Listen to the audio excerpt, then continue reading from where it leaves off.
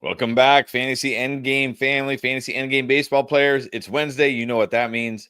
We're getting you ready for the rest of the week, answering all your questions, talking about everything going on in fantasy baseball. Pierre, we have a big one today.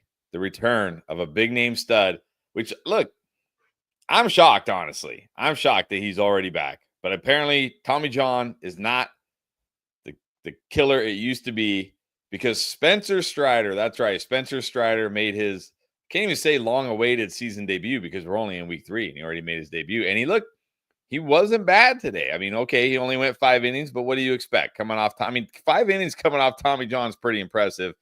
Only gave up 2 earned runs, struck out 5 batters, 5 hits, 1 walk. Did give up a home run, but okay, whatever. Again, first start. So is this it? Is it just now, if you got Spencer Strider, he's a set and forget starting pitcher for your fantasy lineup? There's no reason that he shouldn't be.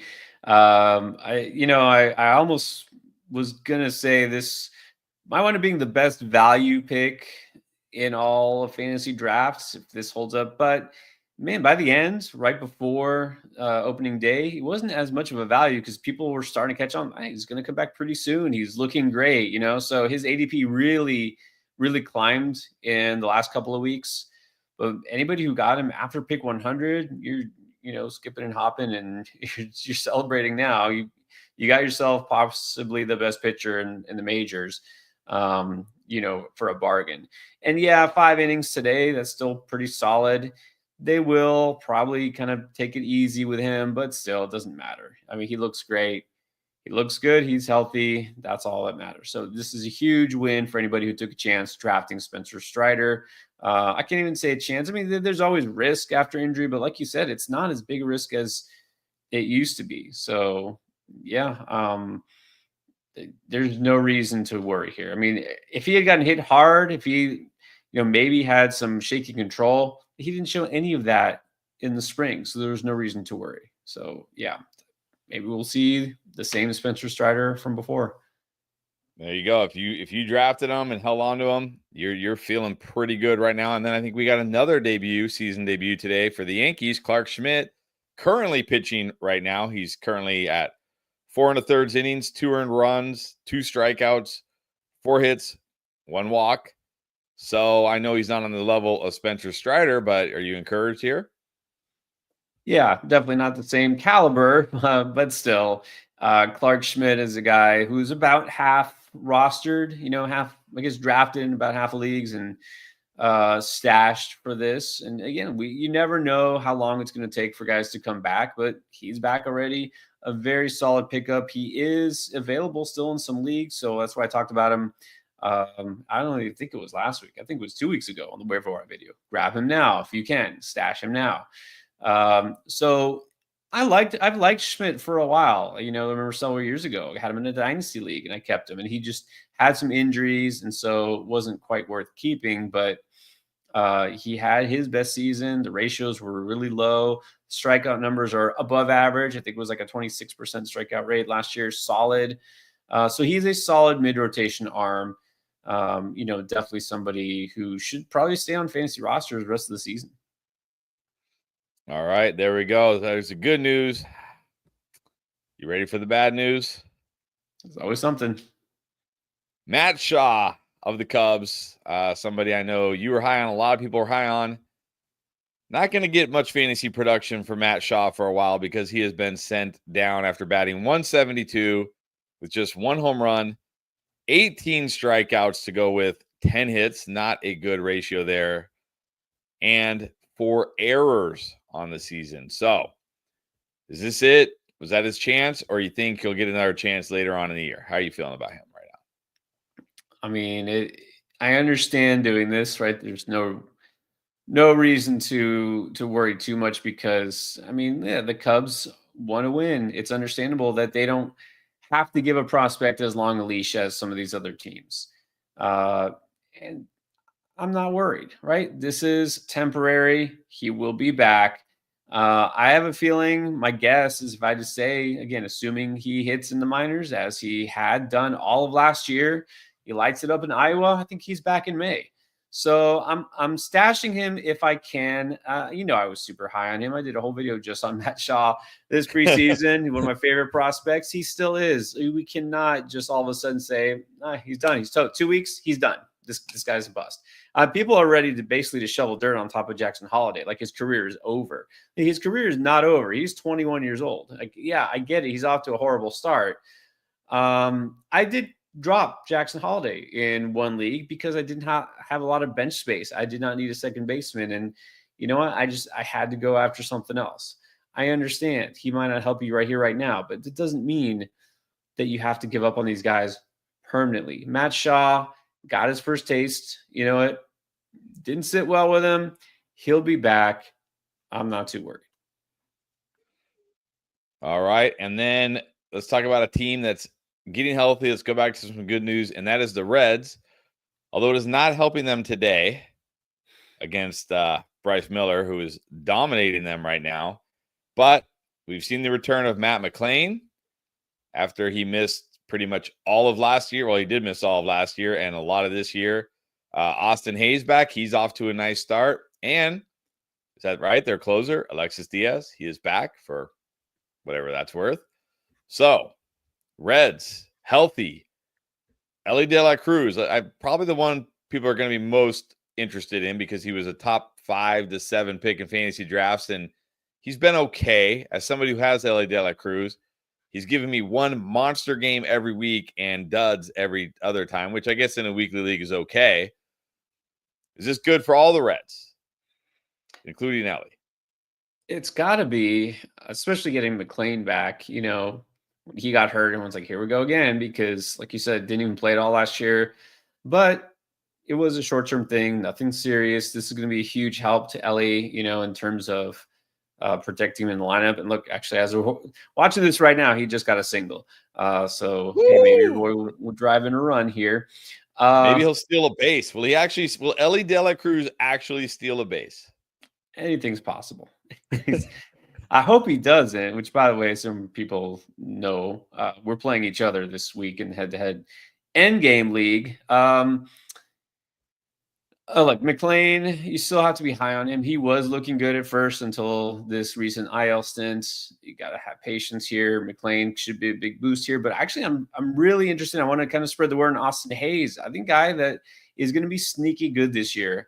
I was big on Austin Hayes as a late round pick, and then right before the season, of course, he landed on IL. But this guy can hit. He's got power. Now he's going from the left field wall that they had to reduce in Oriole Park at Camden to Cincinnati. It's a great place for a power hitter. We know it usually is number 1 or 2 in terms of home run factor, the Great American Ballpark. Now he's there. He's hitting cleanup. He's going to be playing pretty much every day. He wasn't always an everyday player, mostly, but not every day in Baltimore. I think this is a great spot for Austin Hayes. So I'm going to talk about him as a sneaky waiver wire pickup, in your deeper leagues. So I really like Austin Hayes upside in Cincy. McLain, of course, there's no question here. You have him, you keep him, you play him. And then Alexis Diaz, I know he's not the closer again yet. They want to wait and kind of ease him back into that role.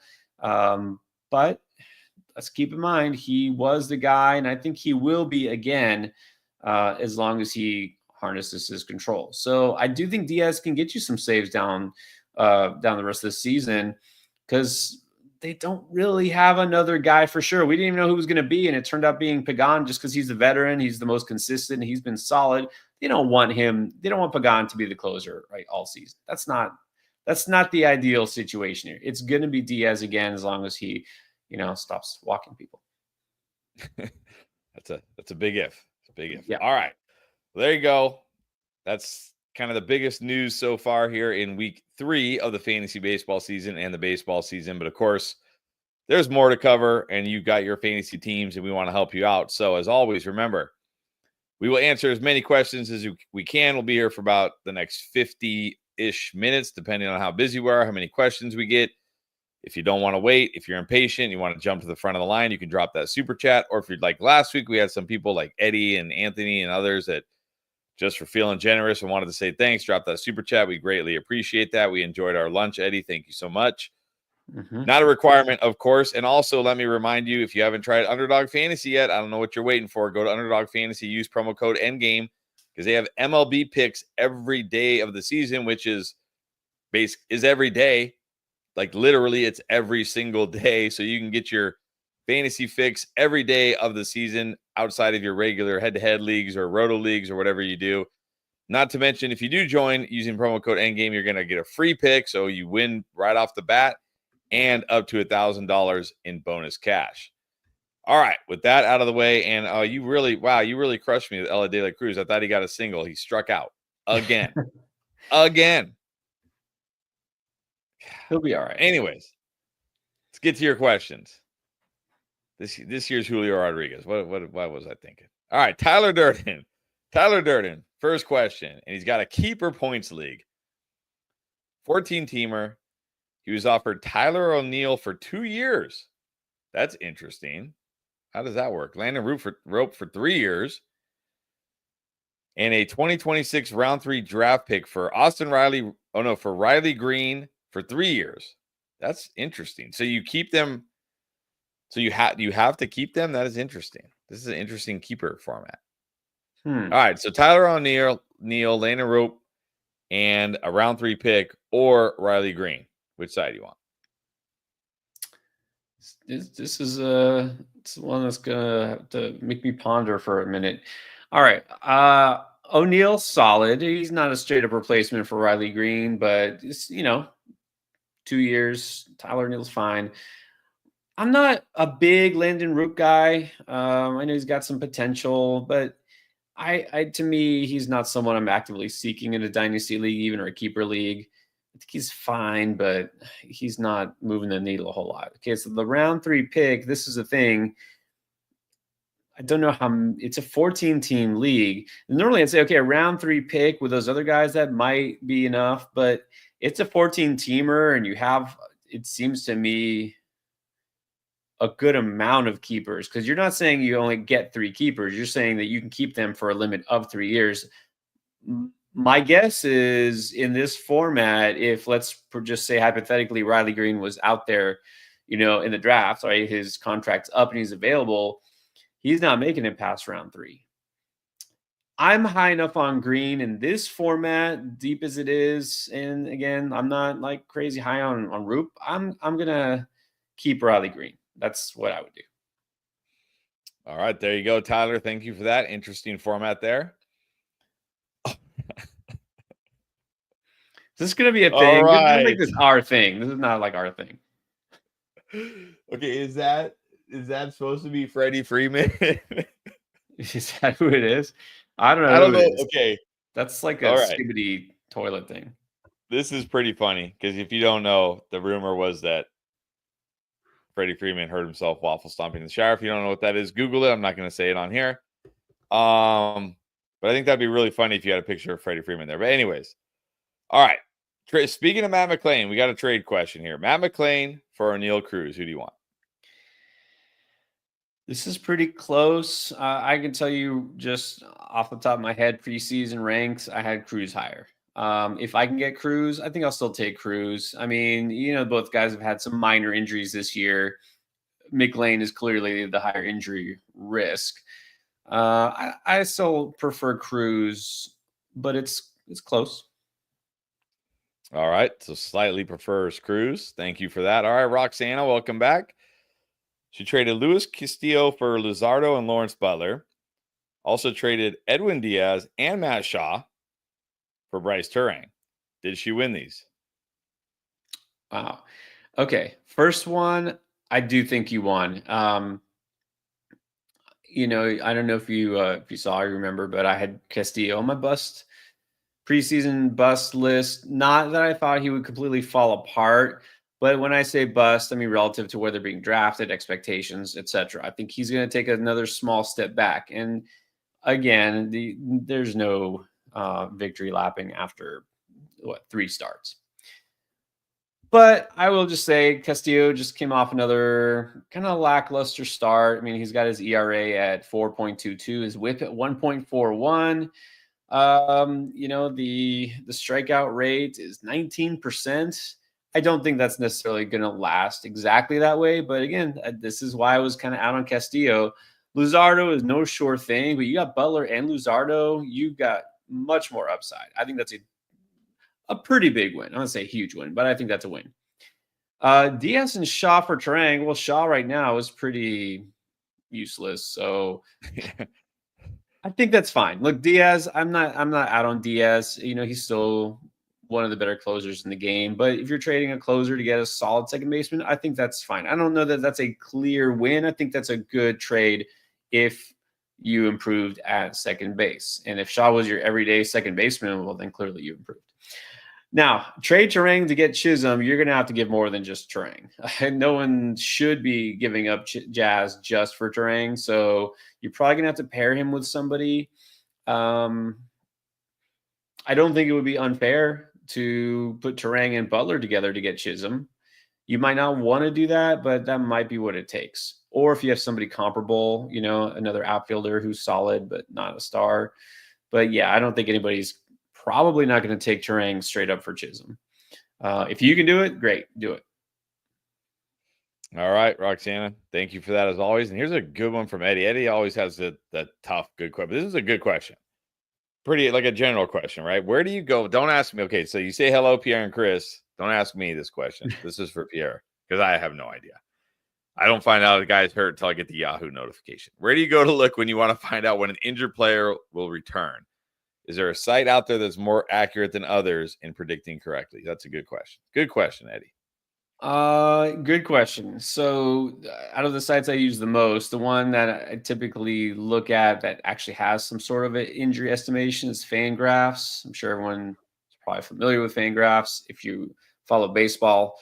So on Fangraphs, if you go and you search, like, I'm trying to think of a player who is hurt, but not necessarily like long term. And of course, not every player do we know. Jackson Merrill. Do Jackson Merrill. Jackson Merrill. Oh, that's a perfect one. You're all right. So Jackson Merrill, if you go to Fangraphs and you do the search, it will tell you on the top right the news. And for example, the first thing I see here is the Padres placed Merrill on 10-day injured list with the right hand. It'll give you the date. Okay, so it was on April 8th. He's on the 10-day IL. You do the math. Okay, he'll be eligible soon, but it doesn't mean he will be activated right on those 10 days. But also, if you go to the part that I use all the time, on the very top, it says roster resource. And then the little drop-down tool, it says injury report, 2025 injury report. And it's all there. Okay, hold on. So, where are you looking short here? Version of that is Fangraphs injury report, drop down from the roster resource tab. Oh, so roster resource. And then if you go down a little bit, like injury report right here. Yep, right there. All right, you see that, Eddie? There we go. Oh, look at that. You can go by team. By team, yeah. Time frame, all sorts of things. Injury even. Look at that. Oh, that's cool. Very nice. Very nice. All right, there you go, Eddie. Hopefully that helps you out. I'm sure it did. Thank you for that question, of course. All right, and we got a super chat. Thank you from Devin Starr. I got to close that because that Fangraphs is taking all my CPU. All right, Devin. Sorry, Devin Stater. The Devastator. Devin. Oh, like Devastator, but Devin Stater? Is that how it? Oh, nice. I like it. I like it. Good. He's golfing. I like that too. All right. It's a points league redraft. His Jordan Alvarez for Corbin Burns and O'Neal Cruz. Which side do you like? Ooh, I just like that trade. That's a spicy one. I think in a points league, I'm gonna prioritize the elite bat in Alvarez. I mean, O'Neal Cruz, again, I'm in on, and plenty of upside, slightly less so in a points league, but still a guy who can certainly help you. And Burns, I think, still a frontline starter. But man, Jordan at his best is, in a points league, one of the top 10, if not top 5 players in all of fantasy baseball in a points format. He's a little cold right now, but this is why I don't like it. Also, it kind of feels like you're not selling low. I mean, come on, this is not low, but still, I don't think I want to give up Jordan. So it's a fair trade. I can see why you maybe want to do this if it helps your pitching, but I just find it too hard to give him up. All right. Thank you for the super chat. Thank you for the question. And I think it's the first time we've seen you on here. So welcome to the show. Appreciate it. All right. I think another first time viewer. I don't even know how to pronounce his name. It looks like he just smashed a keyboard. EJSJD, EGJEGJD. All right. Marcus Simeon. What are we doing? Trading or keeping? Yeah, Simeon was just one of the Rangers who made the panic video. So what I said there, I don't know if you saw that video, but Simeon was definitely featured on it. I mean, sell if you can, but I'm not sure what you're getting right now for a player that somebody just on Sunday, right? Our last stream was like, yeah, I cut Simeon. I got rid of him. I don't know what you're getting in the trade market for him right now. He's hitting 117. So sure, sell if you can, but you might want to wait at least a little bit so you can get something for him. Look, I see Simeon at this point really kind of regressing to be more like a league average hitter who happens to accumulate a lot of stats because he plays almost every single day and he has a little bit of a power, surge once in a while. But yeah, I see the slow decline here. I'm not in on Simeon. As I said, I didn't draft him anywhere at all this season because he was being overdrafted based on reputation. So sell him if you can, but good luck getting a good deal on him. All right. Thank you for that. EJ. We'll just call you EJ. Double E. Call him double E. There we go. And another, I think, new viewer, Ryan. Welcome, Ryan. How about Chris Sale? Talk about struggling. 6.63 ERA. Only 19 innings pitched. 14 earned runs in 19 innings. Giving up 3 home runs. He has struck out 24 batters, so there is that. But he's also given up 25 hits. Is it time to sell him? I think in this case, yes, because you should still be able to fetch a very fair price for Sale based on last year, based on his reputation, his stature. I mean, again, there's still not that many frontline starters like him. So with Sale, it's funny because the concern with him wasn't this. It was, is he really going to actually stay healthy for an entire season again? Like, is that possible? And maybe it has nothing to do with health. Maybe he's fine. He's just off to a slow start. But man, I don't want to wait and find out. I don't want to take that risk. I'm fine selling him and moving on. So for example, somebody earlier asked about Corbin Burns, a guy who was drafted pretty similar range to Sale, depending on your draft range. I'd much rather have Burns. And I don't always want to say, oh, give me the safer player. But Burns has, to me, almost as much upside without the risk. So, yeah, I think you can sell Sale, put him for sale. All right, there you go. Sell Sale if you can. And then OMVP 2007, we just talked about this. Hopefully you heard us. Yes, if you can, do it, but you might want to wait until his value goes up a little bit. Yeah. Knucklehead Paul, what's up, Paul? Is it a good time? Speaking of selling, what about StatCast hero Lars Nootbaar? Although I will say he's having a nice season. He's batting 284, 2 stolen bases, 3 home runs. He's got 12 runs. Is this the time to sell high? And look, he's got a lot of red on his StatCast once again this year. As always, forever. Well, you know what? I was going to say this is the time to sell on him was after the first week of the season when he looked like one of the best hitters in the game. And, he's not. But he did just hit a home run. So maybe this is a good time to sell him again. Or maybe it's him starting to heat up again. Let's wait and see if you can extract a little bit more production out of him. I just don't know how much you can get in exchange for Nootbaar. Like, I don't think anybody's, paying up a huge ransom to for him. It's like you'll get something, but he's probably best left. Just, keep him as your third, fourth outfielder. And look, he will still score runs. He does have some power. He's a solid, productive player. But anybody out there who thinks he's going to, hit 40 home runs or anything crazy, absolutely. If you can sell high, you always sell high. So I guess the answer, Paul, is always it depends who you think you can get for him. True. Always the answer. All right. Thank you for that, Paul, as always. All right, Jose, what's up? He wants to know, should he hold or drop Cam Smith, I guess, and Kyle Manzardo?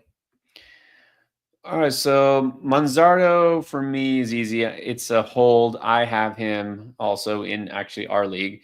Um, I'm keeping him. I like Manzardo, and I know he's starting to get cold, but this is going to happen, right? He was super hot first week. He's cooling down. Things go in cycles. He'll be fine. I like Manzardo. Great spot in the lineup. The power's legit. I'm holding him. Cam Smith, different story. We were all ready to give up on him. And then all of a sudden, it's like I even posted this in Blue Skies. Like he's figuring it out. He's starting to hit a little bit. Well, today over 3. You know, it's gonna be very up and down with Cam Smith. I don't think he's a must hold. It's going to take him some time to really figure it out and to really be super productive for fantasy where like I have to keep this guy. I can't drop him. I think he's more just of a streamer right now. All right. There you go. Thank you for that, Jose. Welcome to the channel. If you're watching for the first time or maybe just commenting for the first time, thank you. And by the way, it's a good reminder. If you're watching or checking us out for the first time, take a quick second. Takes almost no effort. Hit that subscribe button. That way you can always catch our shows live. We do it twice a week. All right, another button masher here. Zaz. We'll just call you Big X. Oh, that looks like a little X. It's a little X, yeah. It's a little X. We'll call you Lil X. You're like a rapper, Lil X. All right. Yanier Diaz. What is going on here? This guy is struggling to say the least. Batting 130, one whopping home run. 13, he's almost double the strikeouts to hits. Only 3 walks. Now, I will say last year, this guy was terrible to start the year. And then in our 10-team league, he finally got dropped, and I picked him up, and he was great the second half of the season for me. So, what are we doing here with Yanier Diaz? Being very, very patient. Like there's not many catchers with his offensive upside. He's a slow starter, so be it. It's aggravating, but I'm not dropping him to let somebody else pick him up like you. I'm going to keep him. You want to put another catcher in there in the meanwhile? Fine. That's fine. You bench him and you can stream somebody else, but he will figure it out. He's one of my favorite, catching options. I mean, of course, he was drafted as a top 5 catcher everywhere, but my favorite values for what you can get for him. So just going to have to wait it out. All right, you just got to wait it out there. All right, here's a good one from VRush26. Again, I feel like VRush, another new viewer. Again, welcome. Welcome to all our, it seems like we have a lot of new viewers tonight, which is fantastic. Yep. So welcome if you're here. Hopefully you're enjoying it. And if you haven't checked out the videos yet, check them out. Pierre dropping tons of great fantasy baseball knowledge to help you out. All right, he wants to know, Nolan Arenado off to a good start for the season. Is he back for real? Or is this a time to sell high? I don't think anyone could call him a sell high, but a sell if you can, sure. I was pretty out on Arenado this whole draft season. I took him in exactly one league, and that's an NL only league. So it's like your options are limited, right? I got him for a pretty cheap price too, because nobody else wanted him. Look, he's off to a decent start, but I'm still, generally speaking, a little worried. The power has been declining. I think this is a good time, actually, as you say, to sell, because I don't think he's back for real. I don't think so. One thing I looked at also, the bat speed had gone down. It's up a little bit this year, but again, we got to look long term. Is he really going to keep this up? I got my doubts. All right. Thank you, VRush. And again, if you're checking us out for the first time and you're liking it, hit that subscribe button, turn on the bell notification. We go live twice a week. Don't miss it. All right. Can't get right. Let's help him get right. Alexi Diaz. What are your thoughts? You kind of touched on this a little bit in the beginning when we talked about the Reds. Is he going to give us holds? Is he going to give us saves? Is he going to give us what we gave us last year, which was frustration? That is very possible. But I'll say holds now and saves soon, maybe sooner than you think. So yeah, I'm picking him up if he's available. I have picked him up in leagues where he is out there. I drafted him in like 3 different leagues because nobody wanted him. It was like, this guy's hurt, he's not going to have the job. And I got him on the cheap. And look, we're 2 weeks into April. All these pitchers, all these players were like, oh, they're hurt. We don't, when are we going to see these guys? Not that long from now. So Diaz may not have the closer job at this exact moment. I really don't think it's going to be much longer. They want him to be the guy. They just need him to show that he's good. He already picked up a hold. He was fine. So pick him up if he's out there. Even if it's just a saves only league, I think he will have still value. All right, there you go. Go grab him if he's out there. All right, Ian, again, I don't recognize Ian. Welcome, Ian. All right, thoughts on a couple pitchers. Chris Bubic, who is it Bubic? Is that how you pronounce it? That works for me. All right, and Tanner Bibby. So Chris Bubic has actually been pretty solid this year. I mean, okay, just had his worst outing of the year, gave up 3 earned runs in 5 innings, but I mean, it's the Yankees. I think we can give him a pass on that. That jacked his ERA all the way up to 1.9 on the season. Still pretty solid. Tanner Bibby got roughed up by the mighty Angels a couple outings ago, but bounced back against the Royals. No earned runs, but he's yet to go over 5 2/3. So how are we feeling about these pitchers right now? Well, with Bubic, which actually I did look it up, and you're right, that is how you say it. Bubic. All right. Nailed it. I didn't mention him even after his first really good start and his second good start because I had my doubts, and this is why. I think he'll be okay, but really, let's put him in the category he belongs. He's a streamer. You pick him up when he's hot, like now. You can stream him in good matchups. I don't think he's a guy that's going to stick on rosters long term. So Bubic look, why is he all of a sudden going to have a breakout season now? He's not. Bibby, I think is a little bit overvalued. He's a little bit overdrafted based on what he can get you. He should settle down and give you good, decent ratios most of the rest of the way, but don't count on him to be, necessarily even a top 20 pitcher, right? I think we got to keep realistic expectations for him. He's not a frontline starter, right? Mid-rotation arm, he's fine. You can keep him as long as you are realistic. All right. Thank you, Ian. Again, welcome if this is your first time or maybe just your first time commenting or asking a question. Appreciate that. All right. Fantasy sports. Are you dropping? So he doesn't say he has to drop. He says drop if any. So is there anybody in this list you're willing to drop? Gavin Williams, Robbie Ray, who did not have a good start today, Jackson Jobe, Hayden Wisniewski. Drop any of them for, is it Tanner Molly? Yeah. You dropping any of these guys for Molly? I'm still in on Robbie Ray. Today wasn't a great start, but I don't want to drop him. Wisniewski, I'm going to keep for now. Remember, those guys were kind of neck and neck for me in terms of waiver wire ads. They were both on last week's video, Wisniewski and Molly. And I want to try to find a way to get him. I'm not sure who I'm dropping here. I don't want to give up on Jackson Jobe just yet. This is what makes it tough. I don't know if I can put Molly ahead of those guys. But I will say this. If Jobe or Wisniewski has a bad start, like a really rough start going forward, I think you can make that swap. Yeah, even I'm not ready to drop Jackson Jobe just yet. Not yet. It's too soon. Too much potential. Right. All right, Frank. Maybe the best question of the day. Well, Eddie's question was good too, but this is funnier. What's worse, replacing Wynn with Will Wagner at middle infielder or going bald? You got outbid on both McKinstry and Arias.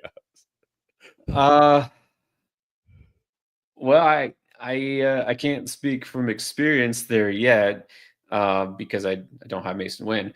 But I will say this: like Will Wagner's not the worst. Yeah, don't go extreme. I always joke just because it freaks her out. My wife, I told her, you know what? one day I'm just going to shave my head. That way I don't have to worry about it. So I don't have to deal with it. I don't have to get my hair cut. I don't have to do anything. Just it would be so much easier. She doesn't like that. No. And I could wear hat. It would give me an excuse to wear my hats. That's what I always say. Like Yeah. wow, I just Wear a have a hat reason. every day. Will Wagner's not done a whole lot, but I liked Will Wagner draft season. I think he'll be okay. I do have him in a couple. Well, actually, isn't it Frank? You're in the NFBC leagues, right? That's where I got him. I got Will Wagner in a couple of NFBC leagues. I'm rocking with him as my middle infielder, so I'm with you there.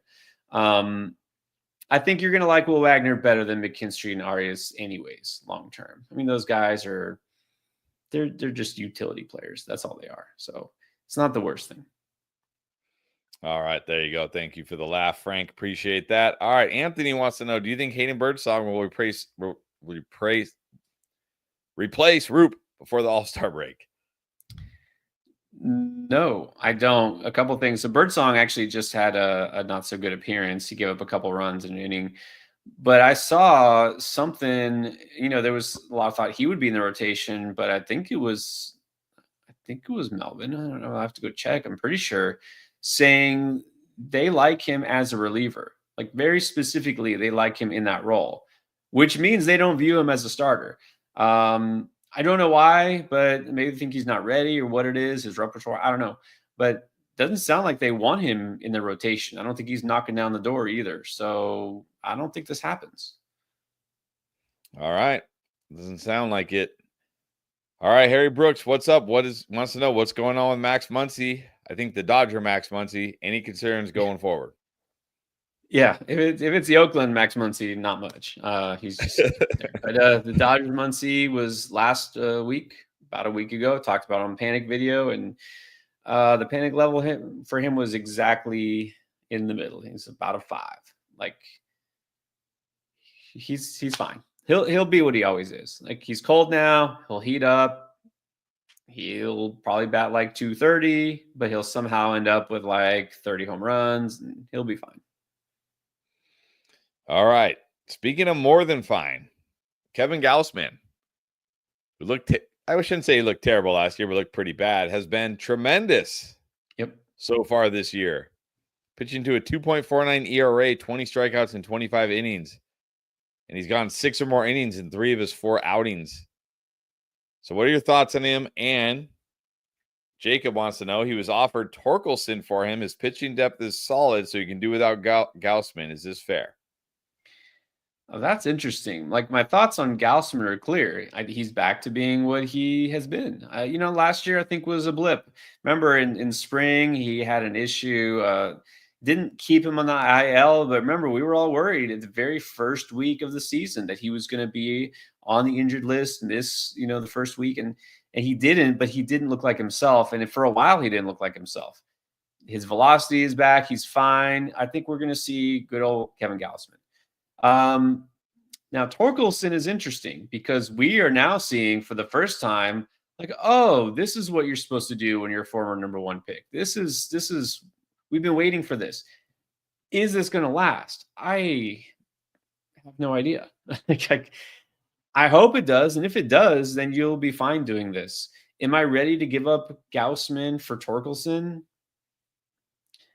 I don't think so. I think I'd rather give up a pitcher. You're saying your pitching depth is solid. So, like, my question would be, who is your pitcher in your hypothetical or your imaginary rotation who's right after Gausman? You know what I mean? Can you go like a small step down and pick a different pitcher? I would be comfortable doing that. All right, there you go. Thank you, Jacob. Appreciate that. All right, Raiders 72, going back to Chris Bubich. He stunk today. I don't know if I would say he stunk. He gave up 3 earned runs to the Yankees. Yeah. I'm not, 5 and a third innings, gave up 3 earned runs. Yeah, he gave up 7 hits and he walked 4, but it's the Yankees. He still struck out 6. I wouldn't say he stunk. So, would you prefer him or Max Meyer? Now, Max Meyer's also, been good. Now, here's what's interesting is Max Meyer just gave up 3 earned runs in his last start, but he went 6 and struck out 8. So which one do you prefer here? Definitely prefer Meyer. Again, I was never really convinced by Bubich. I've been in on Meyer. I'm going to continue to be in on Meyer. high-end prospect, added some pitches this offseason, healthy now, got everything going for him. So between these two, it's clearly Meyer. All right, there you go. Thank you, Raider72 with the Decepticon icon. All right, Michael, welcome back. Would you trade Wisniewski, Mackenzie Gore, and Kobe Mayo for Kloss and Vinny P? I would. I mean, if you're talking redrafts, I don't know the format here, but yeah, I'm definitely taking the Kloss and Basquetino side in this deal. All right, thank you for that. All right, Anthony's got one. A couple of prospects here. If you had to choose between Cam Smith or your boy Matt Shaw, who would you keep? Ooh. Well, I'm gonna hedge here a little bit. Or if I just look, okay, if you have an NA spot like in our league we do, if you have a minor spot where you can stash Shaw, I'm doing that. If you don't, and you just have to straight up keep one of these guys on your bench, I think it's got to be Smith. I'm not gonna be that optimistic at Shaw. I think he might be back soon in May, but I'm not going to assume it's a foregone conclusion. So I think you just got to pick Smith. But again, if you can stash Shaw in a NA spot, I would do it. All right. Thank you for that. Anthony, as always. All right, Carl, what's up? Welcome, Carl. What is going on with Jordan Westburg? And is it safe to move on? Trevor Story is out there. So would you drop Westburg to get Trevor Story? I want to pick up Trevor Story, as you know, but I'm not dropping Westburg or trading Westburg. Westburg will be fine. Westburg, I didn't get enough Westburg in my leagues this year. No, he'll be fine. He's solid. He just hasn't heated up yet. Nothing's going on. He's fine. All right. Thank you for that. Don't panic on Westburg. All right, James Coffey, what's up? Good to see you again. In a week-to-week redraft league, who is the pitching prospect with the most mid to late season upside? Chase Burns, Andrew Painter, or Bubba Chandler? I'm going to pick Bubba Chandler just because of his name. But who is it really? I'm also going to pick Bubba Chandler. I talked about Bubba. Let's go Bubba. I mean, come on. You got to get at least an extra point in there for that name. But no, I know Painter is the top pitching prospect right now. But again, I have a hard time seeing him pitching extended innings, even if when he does get the call. I know we want him to be up soon. He is not going to be up. I think July is like best case scenario.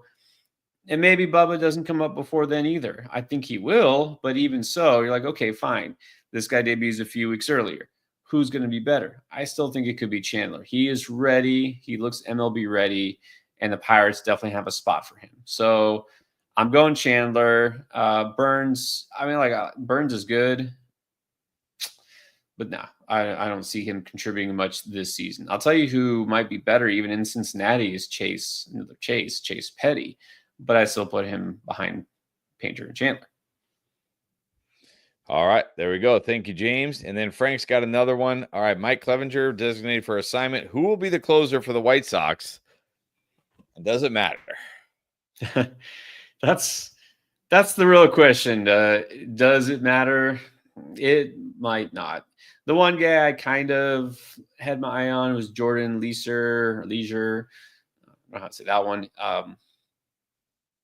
But still, I mean, if you are desperate for saves, you can take a chance. But it's probably going to be somebody really unexciting or really inconsistent, and I don't know if it's worth it. So, yeah, I don't think anybody right now is worth picking up. All right, thank you for that. Eddie just wants to say, what about your boy Matt Mervis? His 6th homer today. I believe it was his 5th, but whatever. It's a lot of home runs. Maybe it was his 6th, 2, 3, 4. No, it was his 6th homer today. You're correct, Eddie. So what is going on, Matt Mervis? Is this for real? Wow, you spent $100 on him, man. I mean, you probably could have got him cheaper, maybe not, but you're in a deep league, so I get it. Yeah, I doubted Mervis. Well, it's not so much I doubted, just we need to see it first, and we're seeing it. Now that said, be ready brace yourself. Be ready for the cold streak. It's going to happen at some point, but yeah, keep rolling with him. And that's the same thing I would say about like Kyle Stowers at outfield. He's hitting well. They've got young talent. They really do. They just don't have any middle-aged or veteran talent. It's all very young talent. But yeah, I like Mervis. I would roll with him. I mean, they didn't really want Eric Wagaman to be their everyday first baseman. Mervis just had to kind of grab hold of the job. And so far, so good. All right. There you go. Brian wants to know, what's up, Brian? Thoughts on Nick Kurtz? All right, Brian. Well, he's the poster boy for the Beat the Breakout from 2 days ago, yesterday. I think it was yesterday. Get my days mixed up.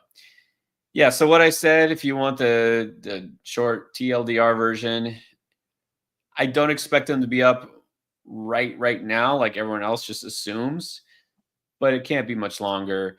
And if you want him, you're going to have to pick him up right now, because people are already picking him up because everyone just assumes he's going to get called up. So, yeah, definitely worth it. So stash now if possible. Right, and that's a good segue to let you know. Go check out the Beat the Breakout video that's live on the channel right now. He talks about a lot of prospects on there. And I'm going to skip a little bit ahead because this is a good segue to let you know. Ian wants to know top buy low candidates for outfielder. Well, guess what just dropped today? I watched it already. The buy low video. So Go check that out, Ian. Any other outfielders that you didn't talk about on there that maybe you could throw out, or buy low? And then this week I actually did a little bit different, not just buy low, but I did kind of a buy or sell, like players who you're not sure, like, is this legit? Is this not legit? So I did say like Young-Ho Lee, great, off to a really hot start, but like, is this legit? I think it is legit. So I don't know if this is a good time to buy him because it's not low, but it could be. It could be depending on what the other person is offering. Another buy low candidate, not taking a chance on an injured player like Wyatt Langford, who you probably can't get that cheap anyways. I still think you could buy low on Jason Dominguez. His price is not going to be that high. I don't think people have seen what they want to out of him yet. I did talk about Adolis Garcia. I did buy low, I think, from him. From you, Chris, we'll see. We'll see if that pays off. And this might be a good time. Someone earlier had talked, the very first question, I think, was in a dynasty or a keeper league about Riley Green. I think this is a good time to get Riley Green. All right, there you go. Thank you again, Ian. All right, Tim wants to know, someone dropped Bailey Ober. Pick him up. Okay, thank you. Thank you. That's the easy one. Pick him up, Tim. All right, Uncle Ted. What's up, Uncle Ted? What are your thoughts on Liam Hendricks? I don't know that we're going to see him in that closer role maybe ever again. So mostly ignoring him. Chapman's been pretty good. They still have Slayton. So unless it's a league that counts holds, I'm kind of ignoring Hendricks for now. All right. Thank you, Uncle Ted. Always good to see you on here. All right, Ryan's got a few questions. He's going to try and trade Sale. Would Wheeler, Valdez, Glasnow, or Flaherty be a good return for Sale and Robert Suarez? Sale and Suarez? Then you better get Wheeler at least. For Wheeler, that's fine. Those other guys, not enough. All right, so Wheeler or no deal. And then what about Gunnar Henderson? Another Oriole struggling. Are you selling Gunnar Henderson? Nope. Hold tight. All right, hold tight. And then how about this trade? Fernando Tatis, who looks like, so I think it was it last year? Was it last year you predicted him having like a huge bounce back year? Was it last year or the year before? I can't remember. But it looks like he might be having it this year. So you're trading him for Jordan, who's been struggling, and Mr. Dependable, Pete Alonso. Like if Tatis can keep it all together, I mean physically and emotionally and all that, yeah, he's one of the best players in the game. But I'm getting Jordan and Alonso, I've got to do it. You've got to do that. I mean, because Jordan for Tatis, it's fair. Straight up, it's fair. You getting Alonso and Jordan. If you're getting those two, you got to do it. All right, take that deal. All right, Tim, another one from Tim. He's got a lot of outfielders. So would you trade any of these outfielders? Abreu, Mullen, Suzuki, Doyle, or O'Neill? Well, okay. Are any of these guys good trade away candidates? To trade away? Well, Tim, if you watch today's video, I talk about Willie Abreu. So that is the guy I'm trading because this is the time to trade him. I'm not going to trade away Doyle. This is not good timing anyways. I like Suzuki. So I don't think I would trade him. I would trade Mullins too. This is a good time to trade away. So those first two guys are the ones I'm trading.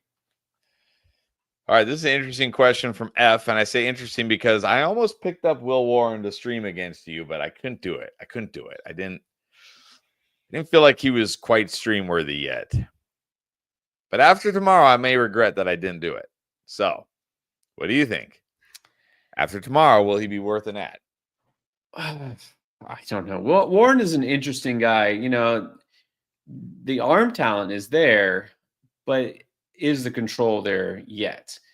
I have a feeling like he's one of those guys that you look at the profile, you feel like he should be just MLB ready, like come in and be solid, but he's just very inconsistent, right? The control escapes him sometimes. So I'm not ready to trust him yet. I'm very intrigued by him, but I don't know if I really trust him.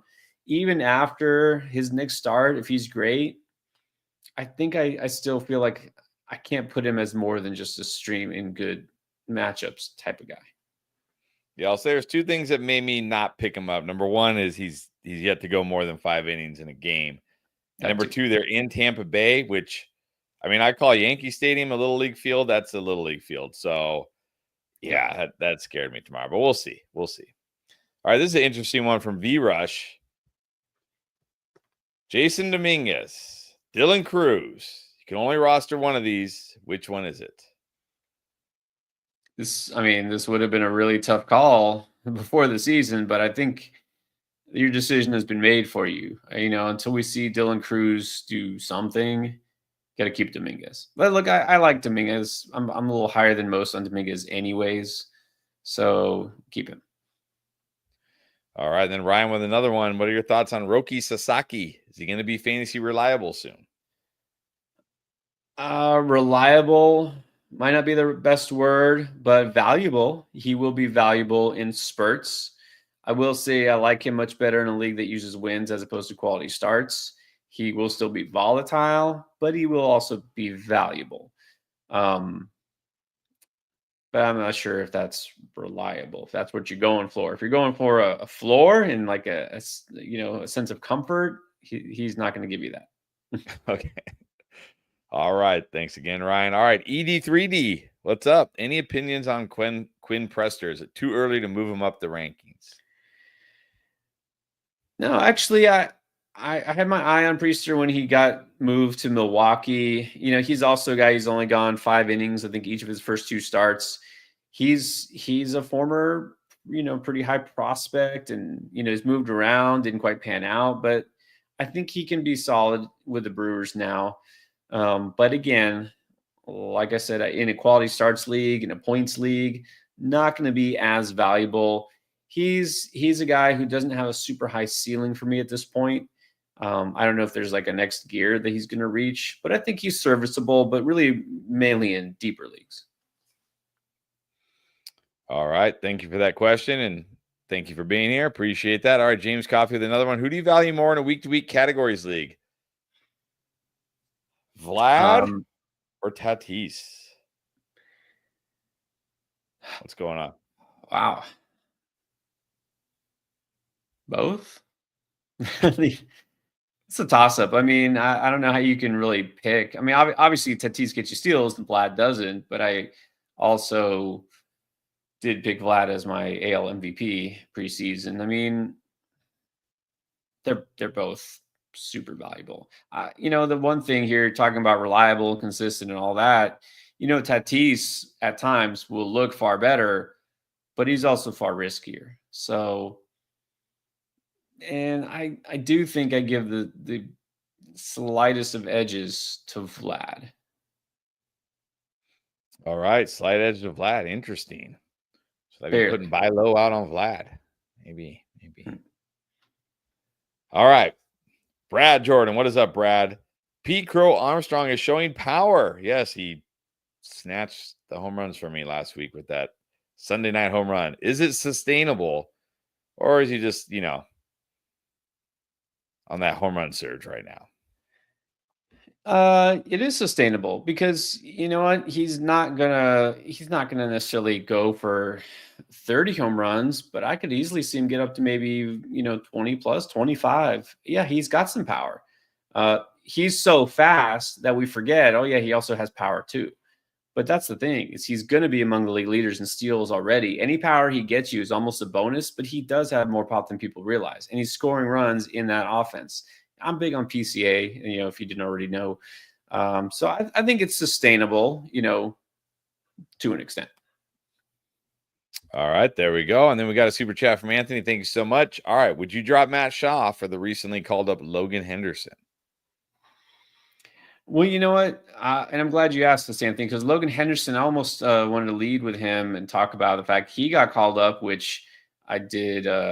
I did call from the Beat the Breakout last week. He was the guy I mentioned. Looked like he was in the precipice, and they did it. But what surprised me, and maybe this changes, and I haven't checked lately, it doesn't look like they have a scheduled start for him. So is he just up his depth? Is he just up, like as an in case of emergency guy? Is he going to last? I thought that he would just get a rotation spot, but then they traded for Quinn Priester, and Brandon Woodruff might come back. So that makes me think maybe we don't need to go out and add Logan Henderson just yet. I want to see him, A, actually get a start, and then B, actually look good in that start. And then if that's the case, okay, I know he'll get another start. So I would have said yes, but now I'm going to have to wait. All right. Thank you, Anthony. As always, appreciate that. All right, Roxanne with another one. Framber Valdez was dropped. See a pickup? Yeah, I mean, yes. Ober and Framber. I mean, look, this doesn't happen in my leagues. Bless all of you who can pick up these players for free because people just rage drop them. Do it.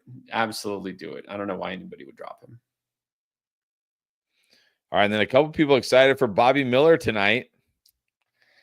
Are you excited for Bobby Miller tonight? Oh, Bobby Miller. Something is going to rock. I am not touching that with a 20-foot pole. Yeah, I fell for Bobby Miller last year. Nah. Isn't he getting just thrashed in the minor? Didn't he get thrashed in the minors too? Like he couldn't even get minor league hitters out. Well, that's the thing. He doesn't even look any better. It's not like, oh man, he was dominant. No, he can't even find the strike zone. But all of a sudden, we're like, hey, let's throw him out there against the Rockies. Like, no. Yeah, we'll see. We'll see. I mean, all right, Tim. Good luck to him. Wow. Two of my biggest busts. Jake Berger, Mark Vientos, or Paradis. Rest of the season, who do you want? Okay. We'll say Jake Berger today, 1 for 1 with an RBI. So woohoo. Okay. Well then. Okay, I see. See, originally he had asked Berger or Paredes. Now he threw Vientos in there. I don't know if that matters. Yeah, it's like the same guy almost, right? This is like the three-headed. Oh wait, Spider-Man I take it back. Berger is 2 for 2 with a run and an RBI today. See, okay, I still like Berger. I'm still in on him. I'm still keeping him if I have him. Paredes, not too worried about. He'll be good. Vientos is the one, ironically, that I'm the most worried about. He's the guy who's drafted the highest. But you're telling me I have to just pick one of these guys? I mean, are you saying you can only keep one on your roster, or you want to know who you should start? That's why I need some more clarity. He's here. saying rest of the season. So if you could only, I assume if you could only have one the rest of the season, who would you pick? I mean, I think we still have to go with Vientos for now. Oh, interesting. All right. Thought you'd go Burger, but okay. For now. For now. For now. All right. I still haven't given up on Vientos. I mean, he's not in my lineup, and he's not in my lineup, but Yeah. still haven't given up. All right, Uwe 2K, about time you made it. What's up? All right, who's a better ad in categories league?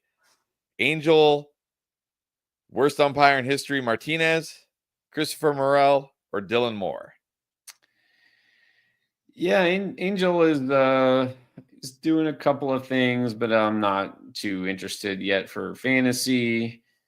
I think Morel, Dylan Moore is having a nice start to the season, but we know this guy's like a 220 hitter. I mean, look, they do have him hitting leadoff for what it's worth. I mean, I guess if you want to ask like who's the best right here, right now, this week, I think it might be Dylan Moore. But rest of season, I would go Morel. All right.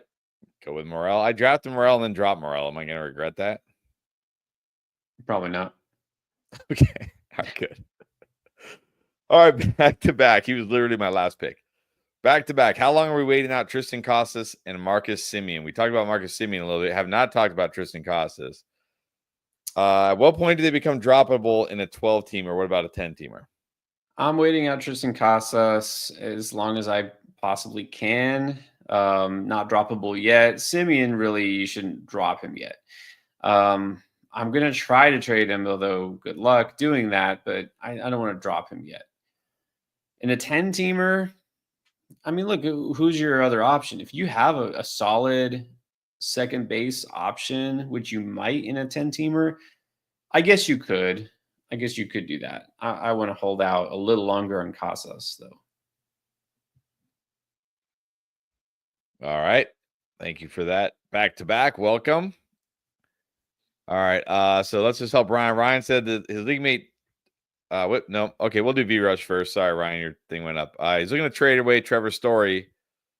What would you be looking to get for Trevor Story?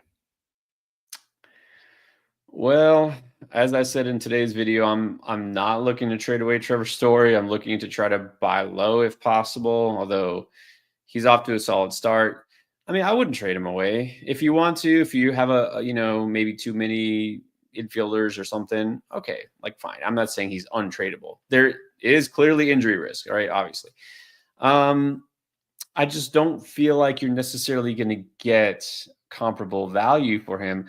What you would want to do, and again, I don't know what your situation is roster-wise, is try to buy low. I mean, maybe you get and take a big chance on Mark Vientos. Okay. Jordan Westberg, if somebody says, I'll give you Jordan Westberg for Trevor Story straight up, I'm doing that zero hesitation. All right. Isaac Paredes, close. I think I might take Paredes instead of Trevor Story. If you're saying you need a shortstop, which you didn't say, but I'm just pretending, because you're looking to trade him away, we don't know what you're looking to get for him. You could try to buy low on like Ezekiel Tovar. I think that's fair and pretty comparable. All right. Thank you for that. And then let's just help Brian now. So he wasn't able to get Wheeler for Sale and Suarez. So you're not taking Glasnow for them, are you? Way too risky. Way too risky. All right. Thank you for that. All right. Here's an interesting question from Eddie. Wants to just know, have you ever won money in the NFBC yet? And what's the highest you've ever finished in the overall? Well, what I don't do too many. I'm not one of these guys and who does draft after draft. I don't do the main events. The real reason, I'll tell you, Eddie, why I do a lot of the NFBC leagues is, first of all, because the industry drafts they use NFBC. So like the Great Fantasy Baseball Invitational, the big like industry tournament that Justin Mason runs. I've been in that every year, and that's on NFBC. The Raz Slam, I don't know if anybody is familiar with Razball. So the Raz Slam, which I've done for the last few years, it's on NFBC. The other reason I do early NFBC 50s is basically so I get a sense of where people are being drafted and look at ADP and just to get some drafts in. So I guess I should say I use it less for competitive purposes and more like for research, if that makes sense. And I hate to say it, but honestly, it's not too long into the season before I kind of just forget to set my lineups and don't really check into them because I'm not really that invested. So I don't usually win money too much in NFBC. I did win my TGFBI league a couple of years ago, and it's a side pot because it's like a charity thing, but there's a side pot. So I did win a few hundred there, which was nice. But no, and it's as far as like the 50s and like the gladiators and stuff, I'm not a high finisher or anything. All right. Uwe 2K needs relief pitcher help. I almost said running back help. Back in fantasy football mode already. Kloss isn't enough, apparently. So, rate these starting pitchers for droppability. Lucas Lodolo, your boy Soriano. Well, okay. I think we saw now that Lucas seems pretty droppable, which is also why I hesitated to go out and recommend him after 2 good starts when he came out of nowhere.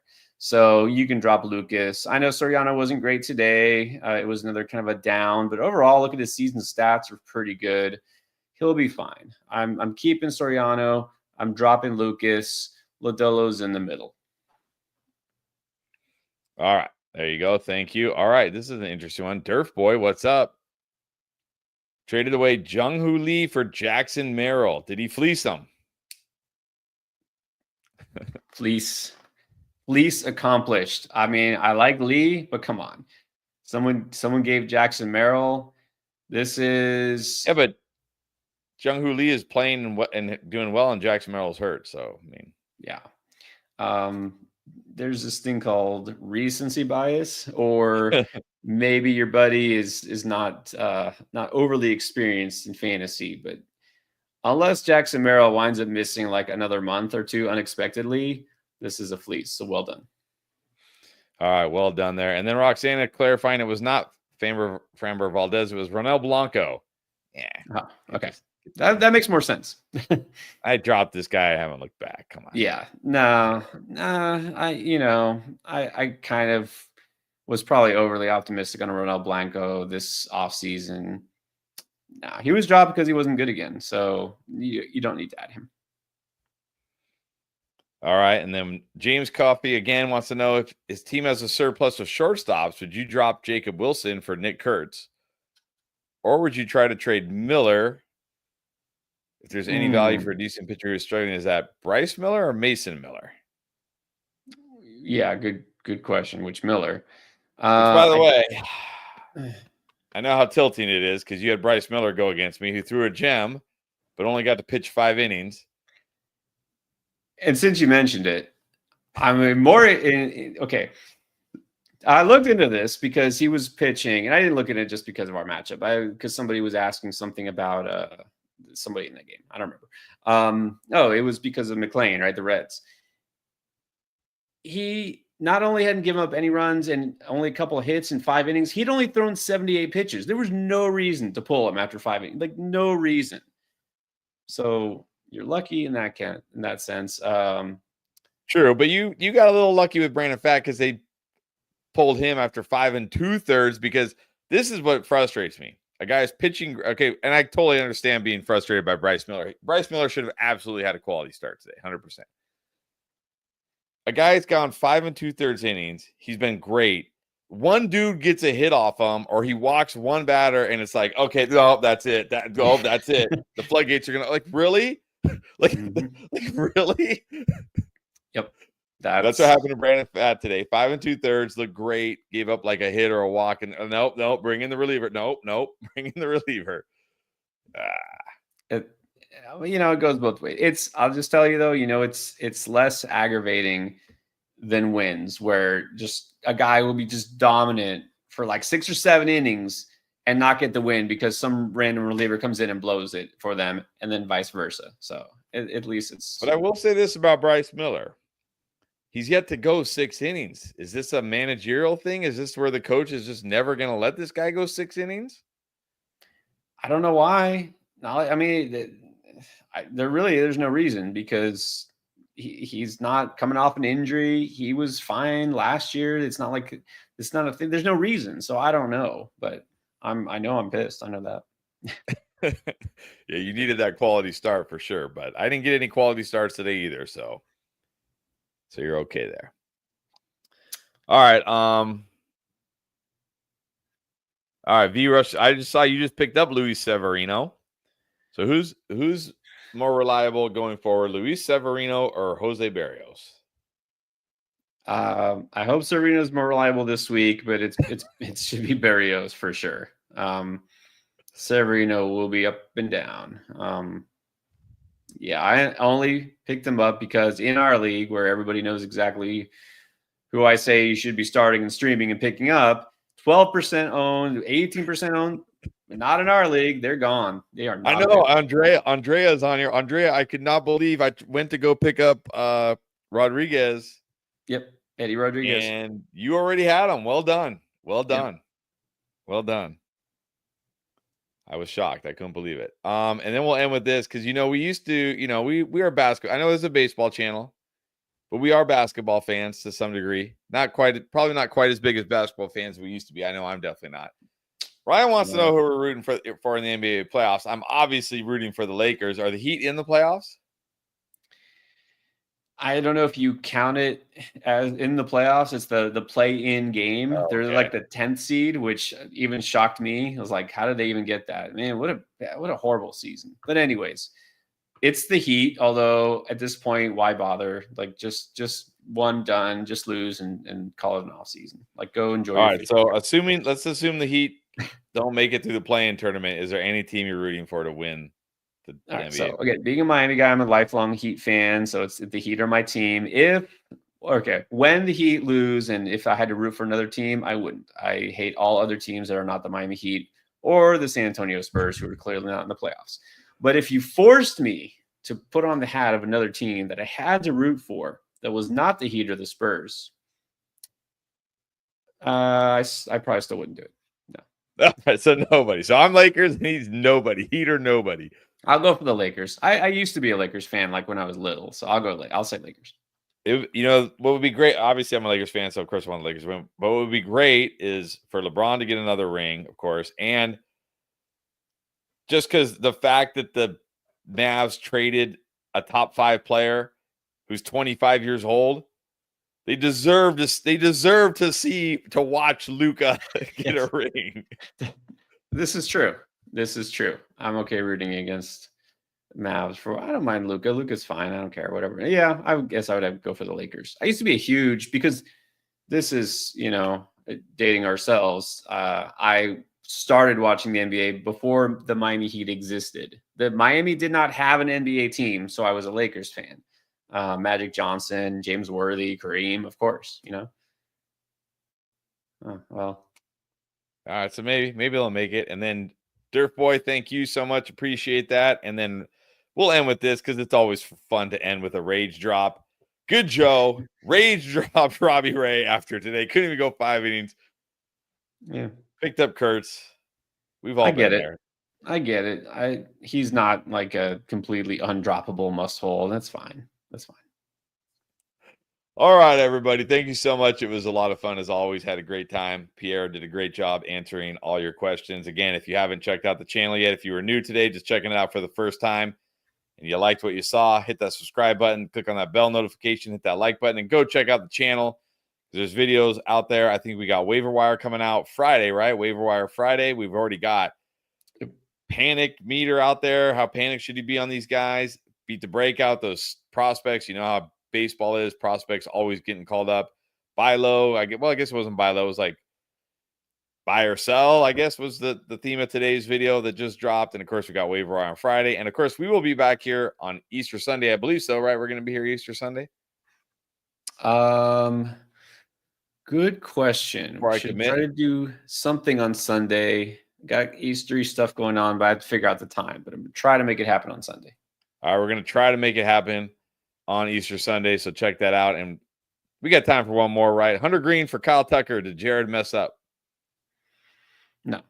I mean, look, I love me some Hunter Green. He's been amazing, but getting Kyle Tucker, first round bat on fire. Nah, not a mess up.